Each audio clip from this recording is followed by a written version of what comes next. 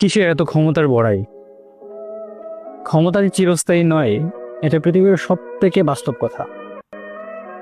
আজকে নমরুদ কোথায়? ফেরাউন কোথায়?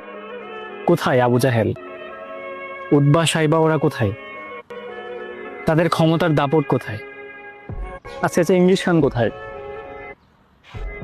এই যে ক্ষমতা, এই প্রভাব প্রতিপত্তি, কোনো কিছুই থাকে না।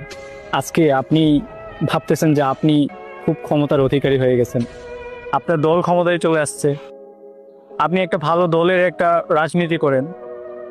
আপনার কি মনে হয় যে আপনি চেঙ্গিস খানের থেকেও বেশি ক্ষমতাধর ছিলেন?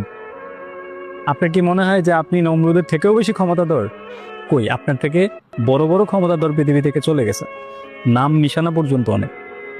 আপনিও যদি ক্ষমতার অপব্যবহার করেন, আপনার নাম নিশানাও একদিন পৃথিবী থেকে মুছে যাবে, আপনাকে স্মরণ করার মতো কেউ থাকবে না। সুতরাং ঘৃণা পাওয়ার থেকে ক্ষমতা না রেখেও ভালোবাসা কোরানোটাই হচ্ছে বুদ্ধিমানের কাজ।